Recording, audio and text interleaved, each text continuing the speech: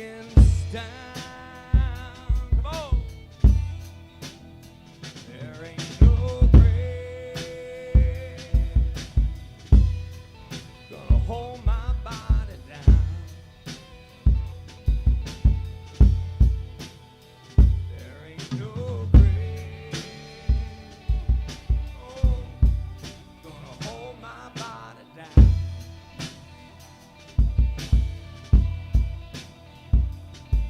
When I hear that trumpet sound, gonna rise right out of the ground. There ain't no grave gonna hold my body down.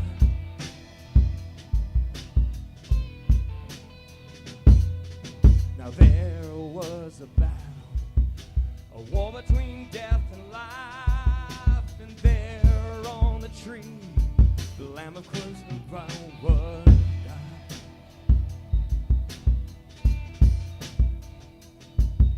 He went on down to hell, and he took back every key. He rose up as a lion, he's gonna set his captives free. There ain't no grave gonna hold his body down. There ain't no grave, yeah, gonna hold his body down.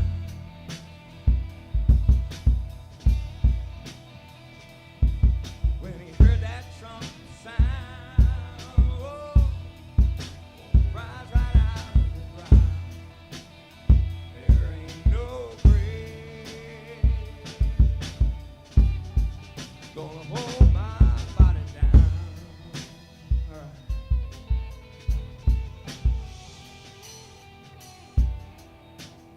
That's right, Lord.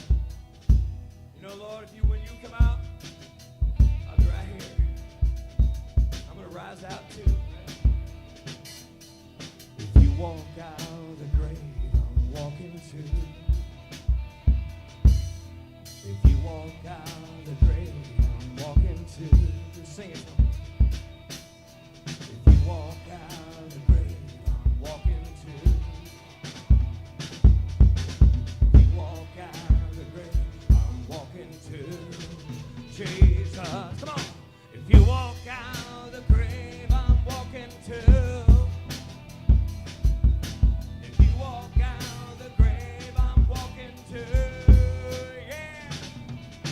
If you walk out of the grave, I'm walking too. If you walk out of the grave, I'm walking too. There ain't no grave gonna hold my body down. There ain't no grave gonna hold my body down.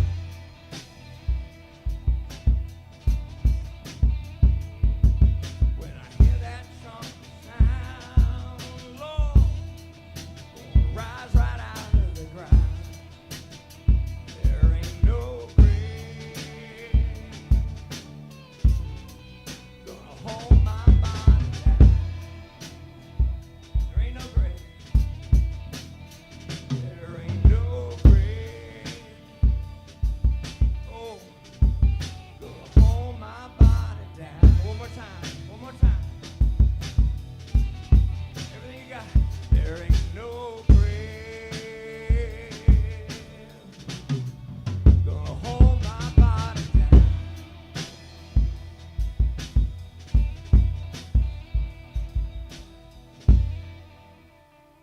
Amen.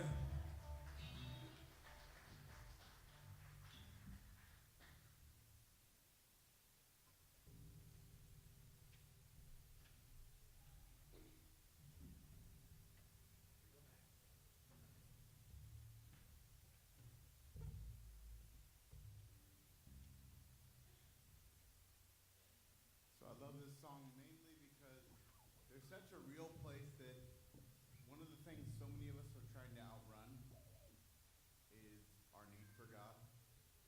It's funny as we're trying to convince God why we're good, right? I don't know about you guys, but a lot of us are trying to convince him why I'm gifted enough, why I'm good enough. And there's a real place when you actually get in the real presence of God. If not, none of those things really matter. But the thing that generally will get us to leave it is where actually we need it. So I love this song because if we actually can worship from a real heart and say, God, just keep looking at me. I need you. I have no way forward. Tomorrow's not promised to me. The things for my bills, there's not, even though I got a job or I don't got a job, that's not guaranteed to me. My relationships, the truth is my significant other or me being by myself, that could die tomorrow. The truth is that everything I think I have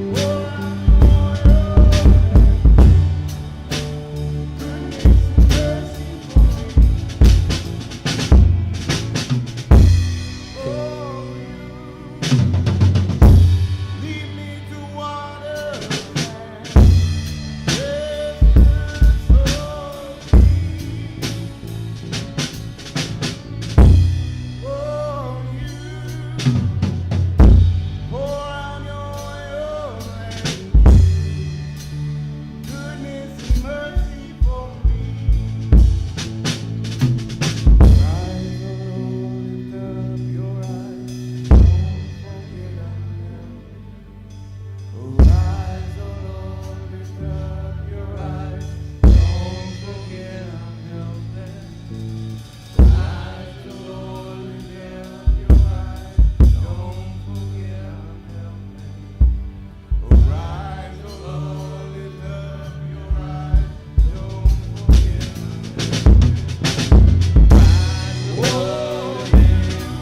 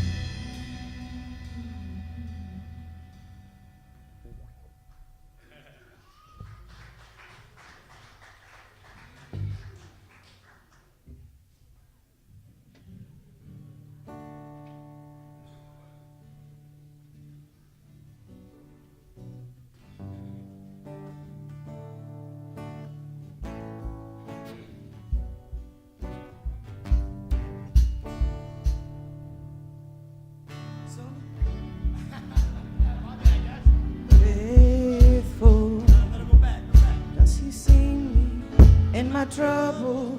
Does he understand? He's able. Can he rescue? Can he save me again and again? When I look back,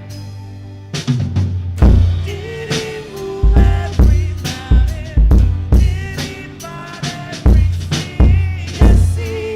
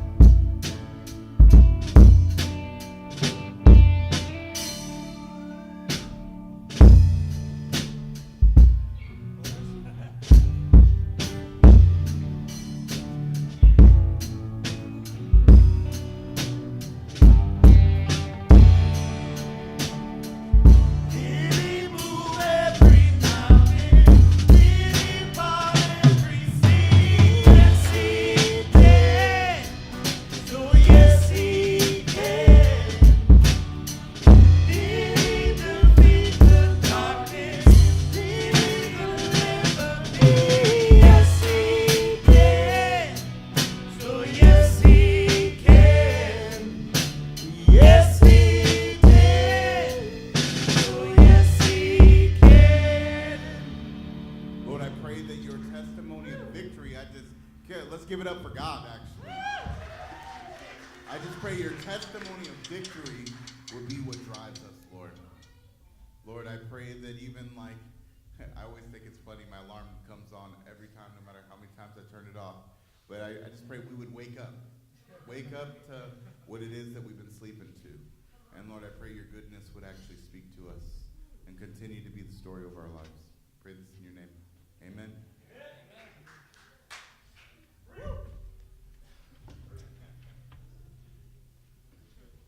All right.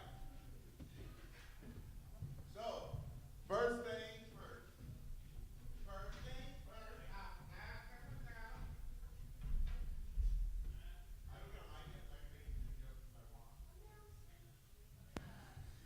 I don't know about you guys.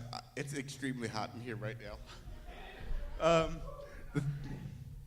I don't got a jacket. It's about to get hotter. So anyway, in all seriousness, everybody, that was a blessing of a worship time. So June, the first week of June. Does anybody know what's starting the first week of June? Yep, Recovery Church. And we've been building it from the ground up, trying to get some stuff going. Know that our goal, there's not really a goal other than for us to be sober and actually with Jesus. So, for us, like, we have to see the victory of God winning today, right? There's sobriety today. There's good choices today. There's victories today. And you know what?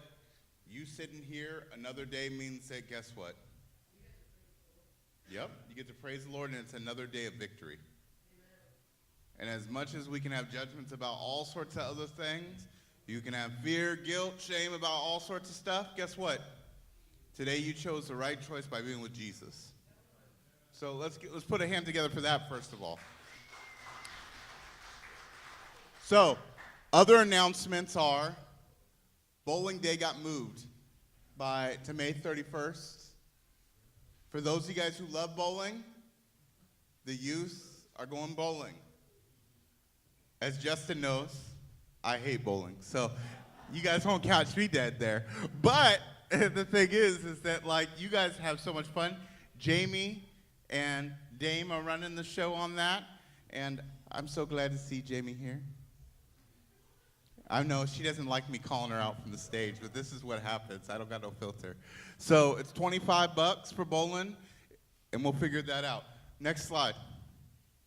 I don't know what that is. Oh, that's a VBS. All right. I'm like Wonder Junction. I'm like, whoa, bro. So VBS is happening August 11th through the 15th.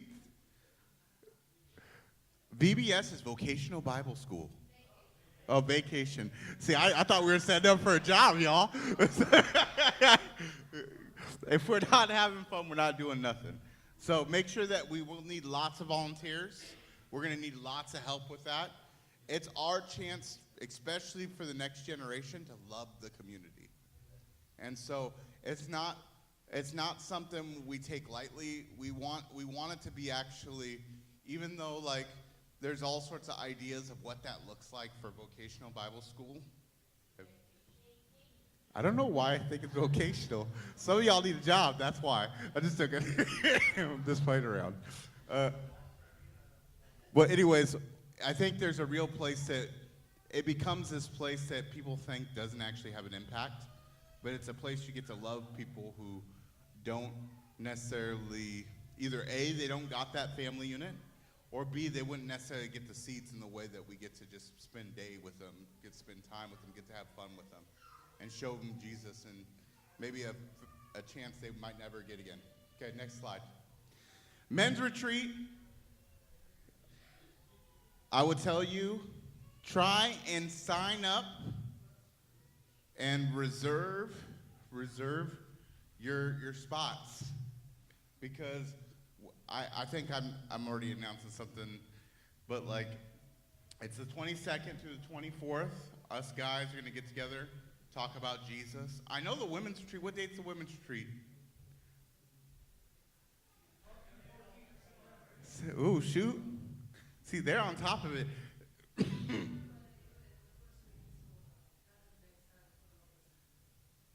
Well, I think it's a weekend. Well, I think that they were trying. It's a. It's 3 weeks. So, anyways, it's all good. I want to say for all the people in here, go out there, get some women time. It'll be good. It's on communion, which I think that that's a thing that all of us need to spend more time around, is getting in the presence of God with intimacy, but then also getting in the presence of other people and learning how to let go of ourselves to experience, right? All right. Band of Brothers is what date? I forgot. 19th through the 22nd is the weekend time.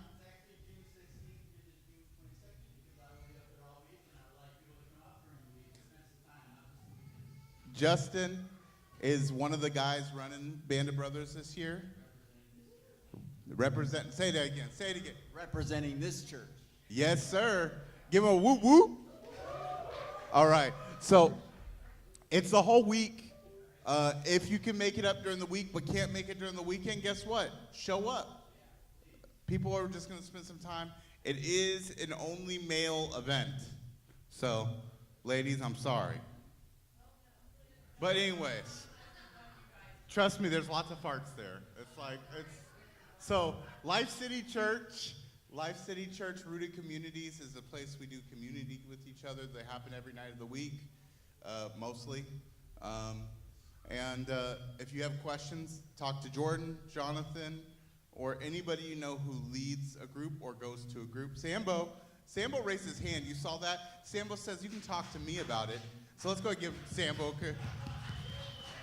That's the only time the Dallas Cowboy fan's gonna get some applause this year. So I gotta take my free shots. All right, men's breakfast was this week. And so I wanna thank Matt. I don't see Matt, but Joe. Stand up, Joe. Matt and Joe cooked our breakfast, helped clean. They've taken over, so we want to make sure to celebrate that. Women's tea is on the second Saturday at 2 o'clock to 4:30. That's another chance for community. Okay, I think I'm infomercialed out. Is there any more? Thank Jesus. All right, so take 5 minutes, spend some time with somebody, give somebody a hug. Kids, go downstairs and make sure that if you see somebody who's trying to avoid or hide, go ahead and make sure to give them a hug especially.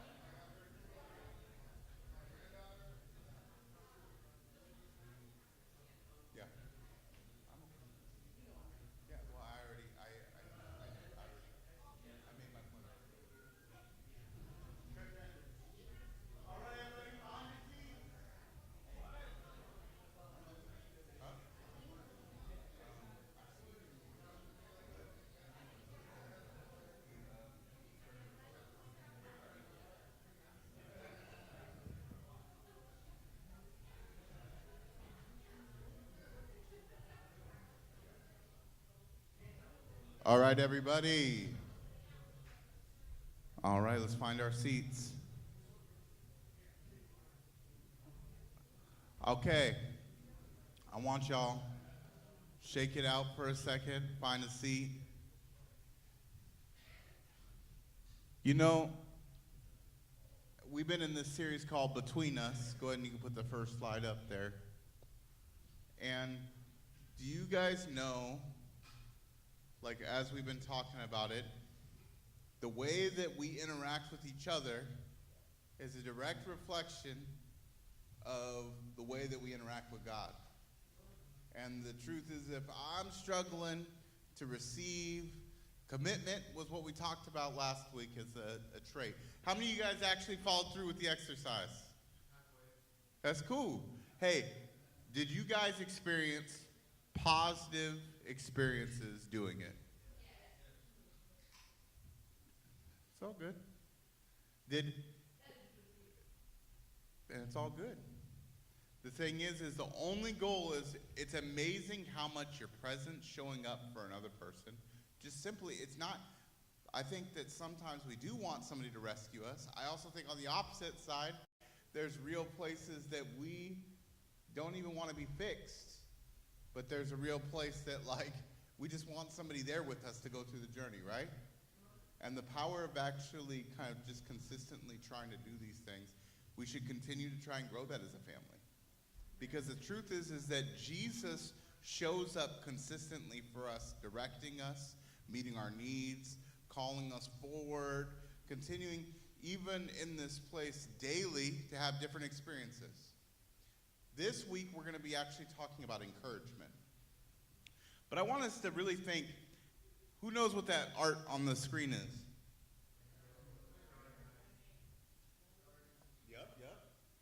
What's beautiful about this painting to me, I don't know why my thing's like, oh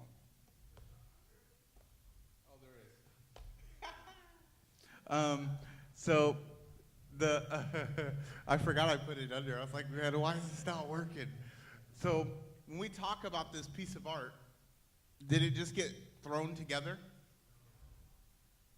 Did it just happen overnight? Did it instantly get sold and was valuable, worth millions of dollars?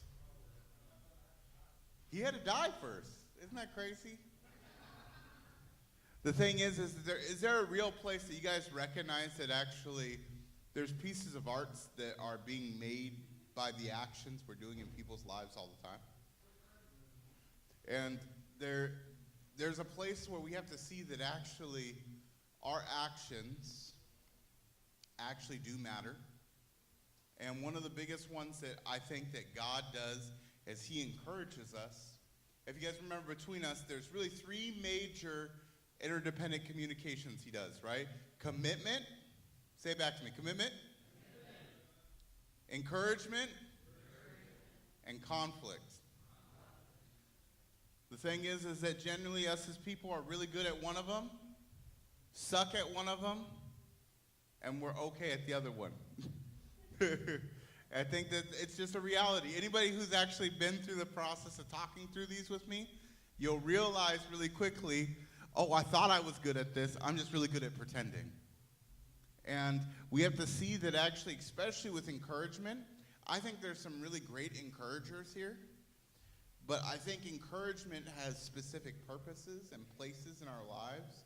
And it actually is one of the hardest ones, I would say, in my life to actually receive. I don't know about you guys, but especially growing up with not receiving that very much in my life, or having that, I'm very doubtful or minimizing when it comes. And if I'm that way with my brothers and sisters, what happens when God wants to start speaking positive things over my life? What happens when he actually wants to start speaking an identity into me, where he wants to start speaking things he believes about me, and I'm so busy trying to put my list of things that say why I'm not a masterpiece that's being created, but I'm actually something to be thrown away. The truth is that I think that the reality is encouragement is a prophetic act. It's not always a visible act.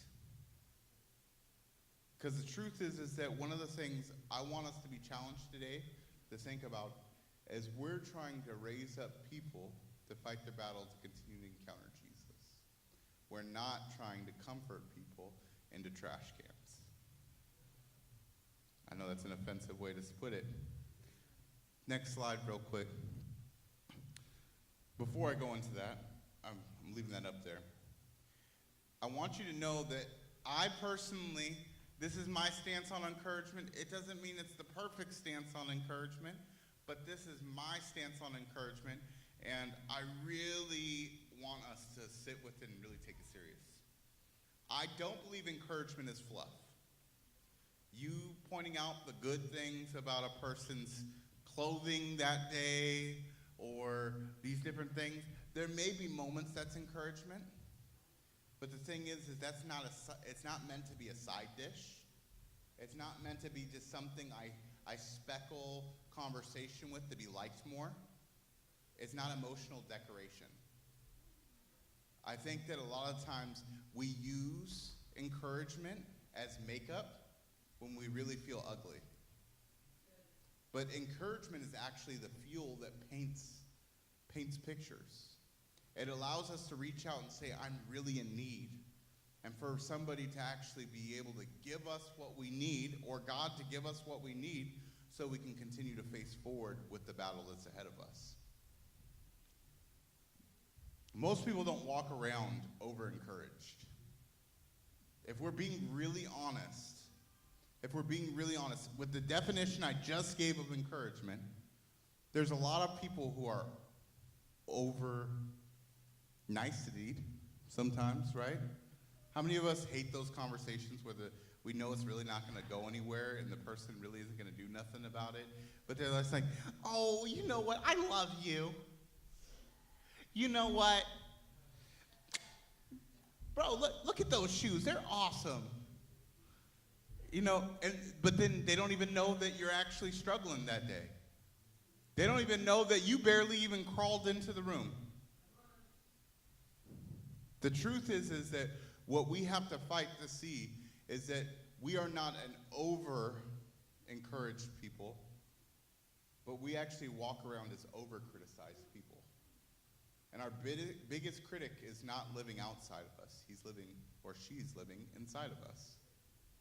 And most of us have learned to brace ourselves for correction, but rarely accept or receive affirmation, right?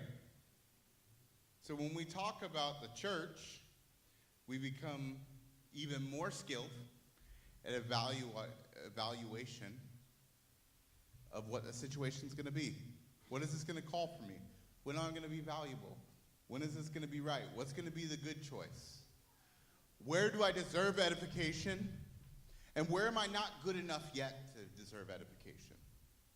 Where is it that I can see good, but where does it really need to be better before I can say that this is good? Anybody else feel that way sometimes? Yeah, I think that for me, the biggest thing that robs my encouragement and the place that it's actually supposed to build me up is I'm great at seeing the list. I'm great at seeing, I'm here, I'm going to have a good time right here, but then I'm instantly thinking about the next thing that needs to be tackled, and that robs me of seeing the God that is now. And we have to see that actually encouragement in between us has to be an intentional act. It's not going to be something I think is just going to come to me. Because a Christ-centered and consistent action becomes one of the most powerful forces in forming any person's life. The truth is that as I've walked with a lot of people in here, I've said a lot of things I believe about you that the truth is you didn't believe about yourself. And I will continue to do that. The thing is that we have to also do that for each other. And the biggest encouragements we have aren't just words. They're going to be actions. So what is encouragement? And what is it not? Because I think that coming from my background, coming from a lot of your backgrounds, I have to be honest. I've been confused by encouragement most of my life. I'm like, I don't need encouragement. I didn't need it to survive. I didn't need it for these things. I don't need people to be nice to me. I'm like, my instant thought's like, if my mom wasn't nice to me, I don't need nobody to be nice to me. I don't need you. I don't want you. How many of you guys ever felt that way? The truth is that what's funny about that is that has nothing to do with encouragement. But I thought it did. I thought that this connection point of niceness had to do with it. But I think in a world full of self-help, slogans, and toxic positivity, it's easy to reduce encouragement to something light, fluffy, kind of feeling like shallow. Like at the end of the day, this really isn't going to mean nothing. It has no substance behind it. This person's just putting really nice makeup on a ugly situation. But the scripture, the way that it shows encouragement is anything but shallow, right? Like we look and the encouragement shows up when people are about to go to death. When they've been in the middle of a wilderness, haven't eaten, they've been struggling, they haven't been in this place. We see that encouragement is substantial, that it actually isn't just ideas or flattery that will come, that it actually means it picks them up and gives them what they need. But it's also spiritual, like when Jesus came out the wilderness, right? And then an angel actually fed to him after he just got in this battle. Isn't that wild? I think that a lot of us don't realize that the action of encouragement will build somebody up to give courage. The thing is how many of us need courage for the things we have to face ahead of us? Right? And there's a real place that the reason why we like to be alone is because then I don't actually have to choose. But the beautiful part is the reason why God continues to hope to build this community, to move us forward, is because he actually wants you to face so you can have the future that you want. But also, it's sacred, and we have to, with it being sacred and holy, encouragement, we have to clear the air about a few things. You guys ready? Encouragement is not flattery. Sometimes encouragement is actually hearing the things that you suck at. I'm being real with you. Like, flattery tells people what they want to hear for approval. Encouragement tells people what they need to hear to keep growing. If I were like in a situation that might be like, I've sat with some of our brothers and sisters, almost relapsing, right? And they really want to hear, oh, everything's okay, go ahead, right? Some of us, when we want to make old decisions, we want to be co-signed in our BS, right? That's flattery. Real encouragement says, you know what? I actually believe more for you. Today, you're a warrior. Do you know that you've already fought so much? You've invested so much. You've worked so hard. You've already fought the battle so many more days. You've already given up and let go of so many things. Why would you go back? That's encouragement. It's not manipulation. It's not saying something nice just to get a certain result. It's real encouragement isn't about you. So you have to stop making it about you. If you are hoping to get a good result where somebody likes you, you aren't in the right heart to encourage. But also, if you make encouragement about the other person, talking about the receiver, some of you guys in here, when you hear an encouragement, you go, oh, they're just pitying me. Oh, they're just being nice. No, we have to stop and quit trying to use encouragement as manipulation to avoid some of the things that could be towards us. We have to see that it's not minimization. What does that mean? What does it mean to minimize? It doesn't brush it off with cliches or at least. It's real encouragement makes room for both grief and still dares to speak life into it. we have to see that actually some of the pains we're facing, there's real places that say, you know what you're going through is real. What it is there is a real place. But you have to also know that today is not the only day that matters. There's an eternity and a Christ who's been fighting for you.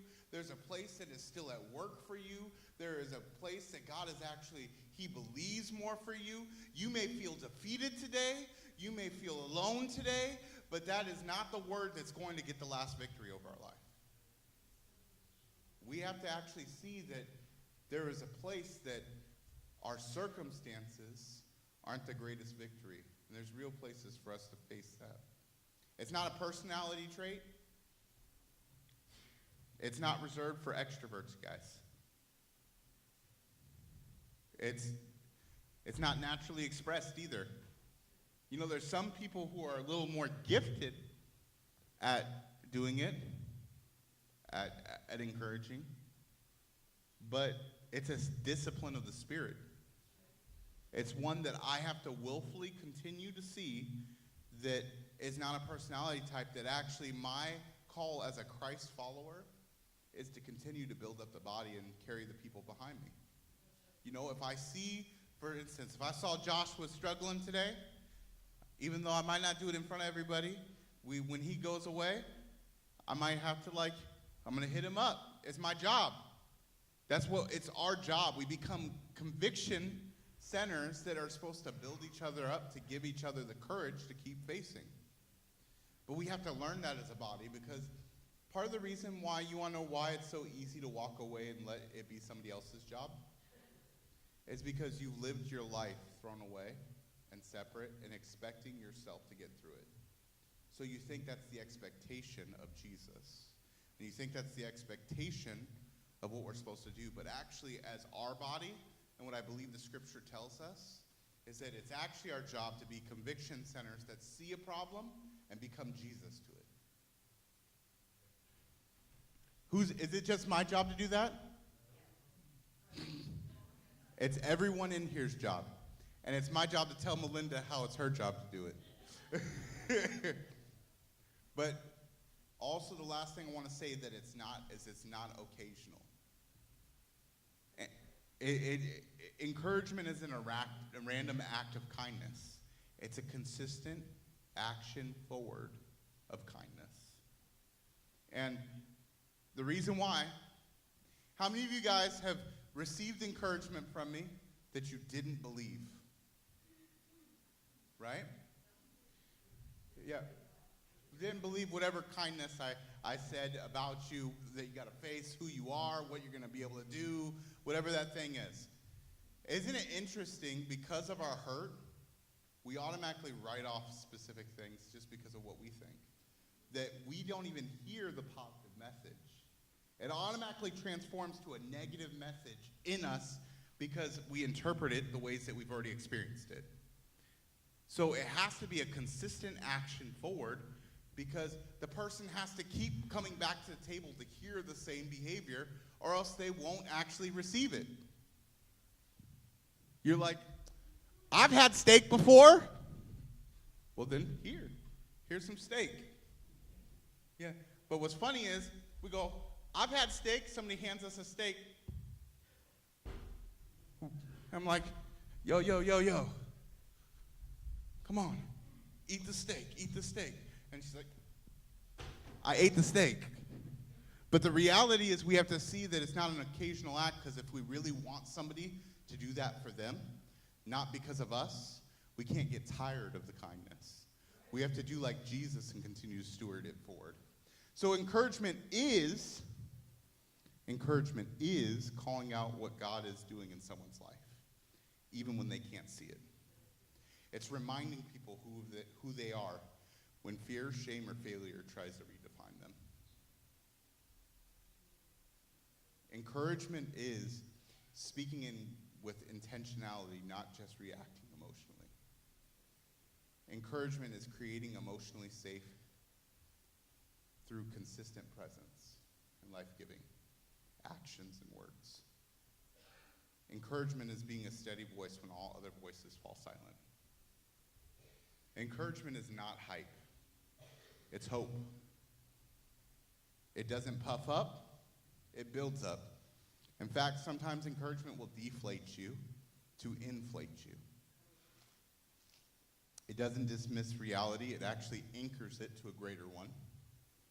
Encouragement is the language of God who never gives up on us.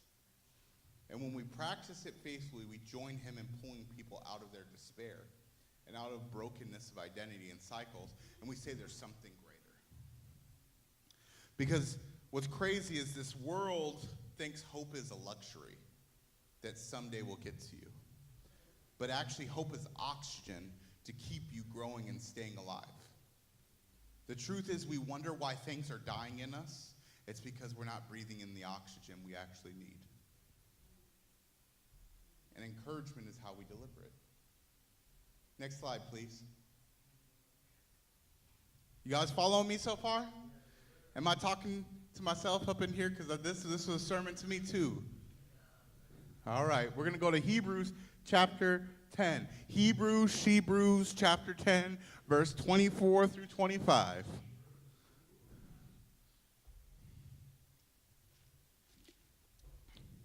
And let us consider thoughtfully how we may encourage one another to love and to do good deeds, not forsaking the meeting together as believers for worship and instruction, as is the habit of some, but encouraging one another, and all the more as you see the day of Christ's return approaching, Christ or judgment. I don't know what that is. I don't think that's is that really in the Amplified? I might have accidentally added those words. My bad if I did. But when you look at this language, how many of us notice that it says consider? Anybody notice that it says consider at the beginning? How many of you guys have read this verse and ever thought about why is it telling us to consider?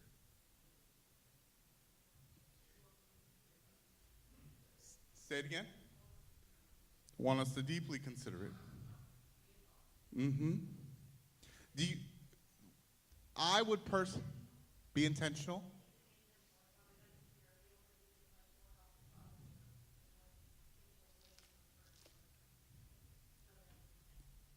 What if I were to tell you, oh, go ahead.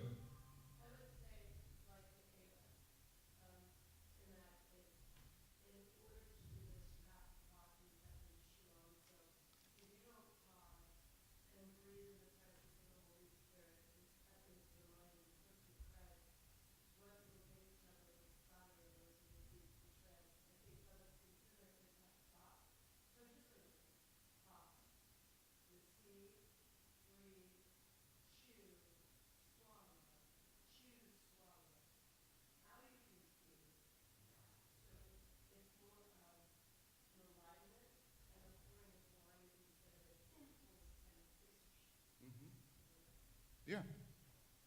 If I were to look around this room, I could tell you for myself, I'm not you guys, you're not me. I read that verse the first time, verse 20 times. I'm like, it reminded me of Simon Says, consider. It's like it was just an instruction. He was being specific, You should consider this. It's like I should also consider putting peanut butter with bananas. It's like it might be a good idea, but I think that it actually, when you don't look at the Greek in it, it loses so much context of actually how powerful what it's actually saying. Kind of jumping to the end of the phrase, he says, do this even more when the coming of Jesus is coming. Like this place in anticipation of Christ coming. Meet even more, you guys. Like, be with each other and for each other. Why? Why is it saying that?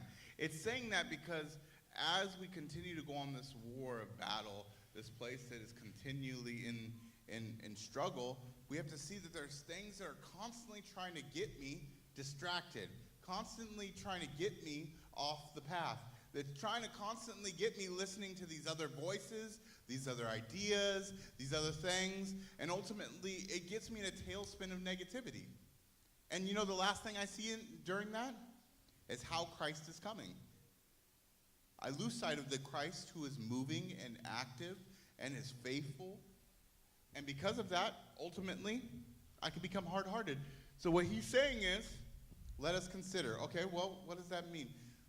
It's not to manipulate. It's not to shame. It's not to criticize into action. It's not a long lecture of what is perfectly right so they can get it together, but encouragement towards love and good deeds. And that word, consider, means so much more. It's with intentionality. Take it through your, deliberate, meditate on this, capture it, as if this person and the people around us, our brothers and sisters, their lives count on us. Like that actually, if maybe my brother, I just met him today, right? He battles around the world doing ministry in Africa. The reality is this. We don't know each other that well, but we're in the same battle today and tomorrow. And there's a reality that we actually have to see that what I have and the faith that I have and the people that God's given me into the same family, we're in a battle. And that it's ours with what we have to make sure all of us stay alive with God, getting to him. That's nobody's responsibility except for ours. A lot of us judge the world. We judge everything else. We judge every other place because it's not being what the church is supposed to be. But okay, I'm trying not to get caught into rabbit holes, guys. Encouragement isn't passive. If it's this considering place where I'm almost sitting in, it's this responsibility, it's this place. It's like stirring that paint. Can you spread paint? Can you spread paint? Anybody who's done a 5-gallon bucket of paint, right? Can you spread it? Should you spread it without mixing it? What's going to happen? It's going to run. It's going to ruin things. There'll be thin spots. There's going to be thick spots. There's going to be this place where a quarter of the bucket is useless because you have that thick gunk at the bottom, right? In that same place, if I lose sight of my brothers and sisters, I will have thin moments where my relationships run away. And there will be a quarter of the situations that no longer have any power in my life. They'll just be gunk. So we actually have to see that we have to stir it so people can see Jesus. People can encounter Jesus. But this takes attention and intention. It means noticing what's in someone that looks like Jesus and me calling it out and laboring for it, especially when they can't see it themselves. Encouragement is not just praise. It's prophecy. It's seeing the future of who someone is becoming in Christ and speaking it now. That's why the passage continues to encourage us to not give up on meeting. Why? Because encouragement happens in proximity, not distance. Transformation happens in safe spaces where grace is spoken more than gossip. If you missed that, I'm going to say that again. Transformation happens in safe spaces where grace is spoken more than gossip. Where encouragement happens more than we complain. For those of us who like to paint situations with speaking about all that's going wrong, do you know that some of the situations, environments we're creating aren't about God, but are actually about us staying safe? And it won't transform anything. For me to build it, I have to continue to create this place where grace is spoken, worship is spoken, God's goodness is spoken more than what I'm tearing down. Next slide. Ephesians 4:29. Don't use foul or abusive language. Let everything you say be good and helpful, so that your words will be an encouragement to those who hear them. This verse flips the script on what healthy communication should be like. Not because we all go, oh, it's telling me not to cuss. The truth is, that's not what it's talking about at all. Do you guys believe that the scripture says that you are made in the image of God? Do you guys believe that the scripture is trying to teach us to become more like Jesus, who is God, then why do we talk so poorly about each other? It's true. And what this verse is challenging us to say is, do you know that if you were held accountable before God by the way that you talk about people or talk about situations, talks about things, that it's taken away from God? Because his goodness is there. His creation is there. He's like, let nothing that is not building somewhere come out your mouth. If we're not moving it forward, stop. You're putting poison out there. And there's a real place that actually we wonder why when I'm sowing into myself, when I talk bad over and over and over and over and over and over again about things. And I don't know about you guys, but there's a term in psychology called rumination. Anybody heard of this? Okay, ruminating is when you get an idea in your brain and you can't stop going in circles around it. It's like a loop, right? Is that a good description of it? A loop that just keeps going over and over again, Denise? You're chewing on it over and over again. The thing is that we choose rumination too. And we like to stay there. And we're like, if they would have heard me, this is what I would have said. They don't know. And it starts out as this. It starts out, I wish I would have just told them I was thinking about that. And then it slowly turns to, they don't care about me. And then you're like 300 kicking somebody in the chest in your mind. You know what I'm talking about? And so, the reality is we choose rumination. We wonder why bitterness and anger and pain is resting in us. This verse is telling me I need to quit investing in things that are poisoning me. And I also have to quit investing my words outward that are poisoning other people. This means encouragement isn't just general, it's personal. It's not just don't curse, it's don't slander, don't lie. It's also do not use your words to build people according to what they need most. Ask yourself, are my words lifting or layering pressure? I'm going to say that again. Are my words lifting somebody up, or is it putting more pressure on somebody to hold them down? Am I assuming people already know what I appreciate, or am I actually telling them what it is that matters to me? Some of the most discouraged people in our lives are the ones we've gotten used to. I'm going to say that again. Some of the most discouraged people around you in your life are the people you got used to that you actually don't see need you. We assume they know their value to us. We assume they know they're doing well. But the truth is, many are quietly breaking under the weight of silence. Encouragement fills the silence with presence, truth, and it releases pressure. Next slide.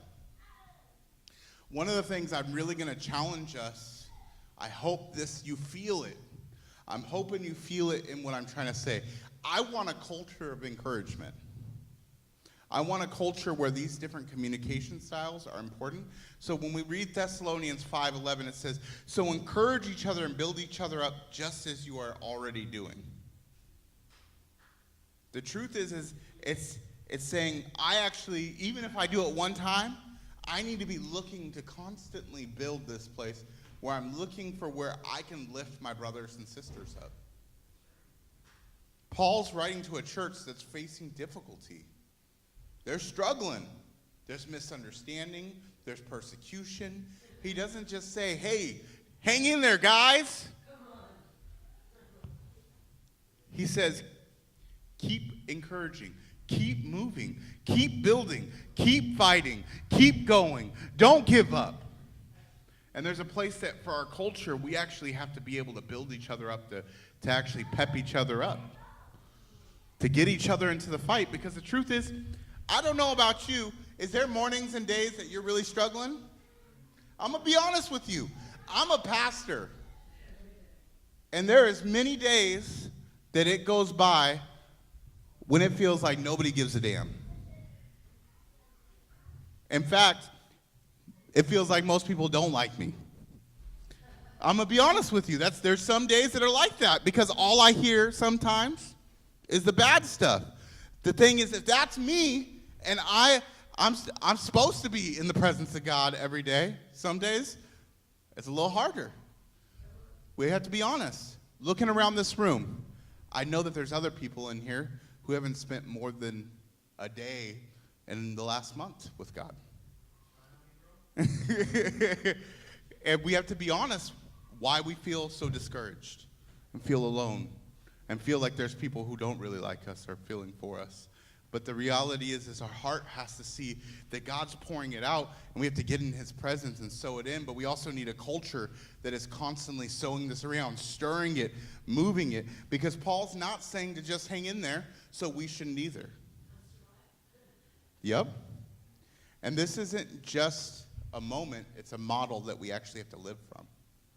Encouragement builds culture, it sets tone, it sets expectations, and it creates emotional safety.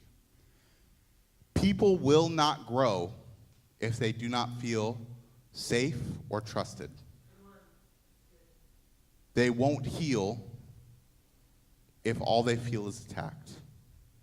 And they won't stay where they're only tolerated. But in an environment of encouragement, we have to risk. We have to stretch because it's not about us. They show up again, even after failure. We show up again to continue speaking a future. Next slide, please. Encouragement is us calling a people forward. It's God's hand in our lives, right? It's God's hand moving us, bringing us somewhere, right? Because the truth is, I have to admit, there's some days where I'm gonna be like, I'm done. I can't move no further today. You know, I'm done. And then all of a sudden we got this moment where a Jackson is gonna show up, and Jackson's struggling with the very thing that I'm struggling with, and I have to, for me to be for Jackson, I have to actually be vulnerable and real and receive what it is that I'm struggling with. And guess what happens? It automatically moves me over here. I'm like, I didn't want to go here. But then God is actually moving Jackson and moving us as a place. So we have to see encouragement is actually calling people forward. It's not holding us where we were. And so it means that actually we have to stop looking for what we can flatter people with, and actually where we can call people to faithfulness and where God is actually good to them. Sometimes we think encouragement is optional, but the reality is it's one of the most Christ-like things we can do. It's to point towards where Jesus is rather than the situations we're in. You guys agree with that? Yeah. That was like two people who said that. You guys agree with that, or you guys disagree with that? Agree. Yeah. We have to be able to stop looking at our circumstances and defining our Jesus by them. The most Christ-like thing is we can see God in how God is changing our situation versus how our circumstances are changing our God.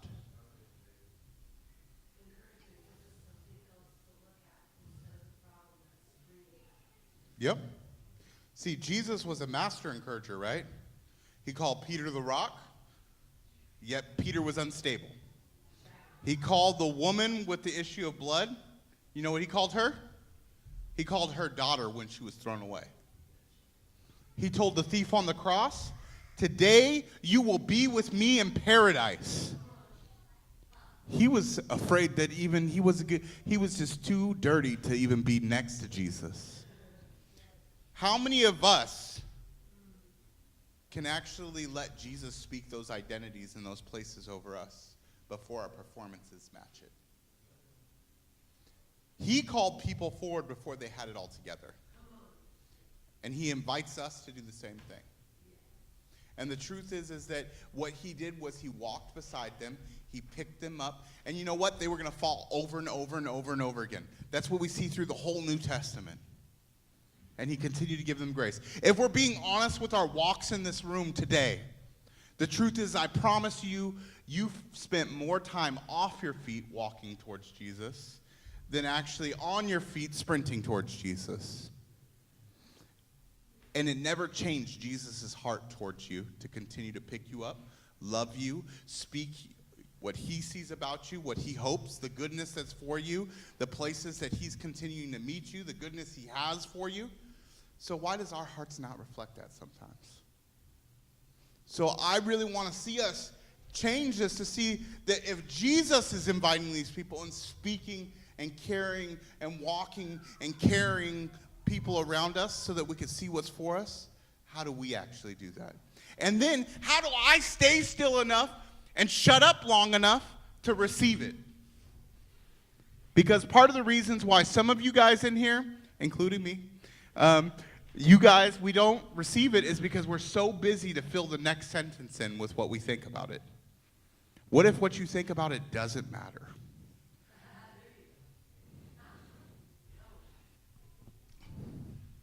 Next slide.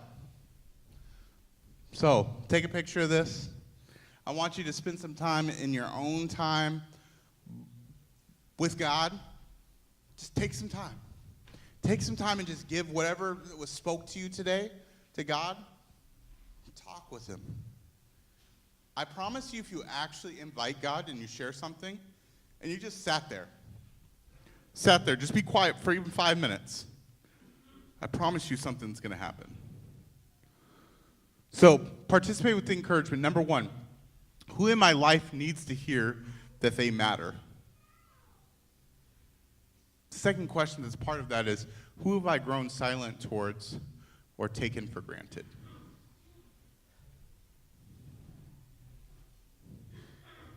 Anybody feel those questions? When I was writing these questions, there's real places that, there's some parts that spoke to me. Where it's real easy for me to see the circumstances and how I can react to them and forget my Christ-called duty to be Jesus and continue to remember and share. Number two, do I encourage only when it's easy or natural, or do I discipline my words to build? Am I a thermostat that sets the emotional tone, or am I just a thermometer reacting to it? I think there's a real place that I would actually argue my job is not to react to my situations, it's to act like Jesus every single day as much as I can. And I think because I don't know about you guys, but when it gets hot in there, I get hot. And I'm trying not to get naked, so it's like, but anyways, I got to make jokes. If I'm not making jokes, I'm not being me. Number three, how can I become a person known for my voice bringing others up? What would change if I made encouragement a spiritual discipline, not just a personality trait? What if I saw encouragement? What if I changed encouragement from being just something that's a nicety to actually me carrying Jesus' call for my life? And how would that change my struggle with being right? Okay, Robert, come on up. I'm gonna do I'm praying, and then we can take offering in a minute. I just want you, before we even take a moment of offering, I want Robert to just play, some of his sparkly fingers. He's beautiful. God's gifted him. But the thing is that there's a real place that I want us to take a moment. I just want to pray a few things for us, but I want you to hear what God's like. I want you, before we move on to the next thought, to actually take the time to really rest with whatever God was speaking and stirring. Because I don't think God is going to sit here and say you're bad or to throw you away. If there's things he's convicting you of right now, it's actually because he wants to say, I got good for you. If there was a place that he's actually trying to show you goodness, it's not for you to look for all the reasons why it's dangerous, but it's actually, God, help me. Help give me courage to partner with this. Help me know how to share this. Help me. So, bow your heads with me. Lord, teach us to see what you see in others. Give us eyes to recognize not just images, not just pictures, not just judgment. Help us not look in the mirror at ourselves as well and see what limits us. But Lord, I pray that we would believe the words that you have for us that sets us forward on a path to continue to engage with the living God. Lord, give us courage. Give us courage to take the risk, to have faith, to follow. Lord, I thank you that you don't promise me good times, because the truth is I wouldn't trust you if you did. I would trust me. So, Lord, I just pray like how I started today. We give ourselves to you. Do what you do. Stir it in us. But Lord, I also pray that we wouldn't let this just be another time with another sermon, with another statement, with another place where those were great ideas. Lord, I pray that we would actually raise it up to look around us to see there is problems, and God, you may have placed me here to be answers. And then when people show up to say I might be an answer to what's going on with you, Lord, I pray that we wouldn't take it as an offense. May our encouragement not be shallow but spirit-led. May your words create space for growth, healing, and hope. Lord, I just pray that we would let Life City be actually life, not just like our city. And I pray that you would continue to speak to us, touch us, and guide us towards your heart.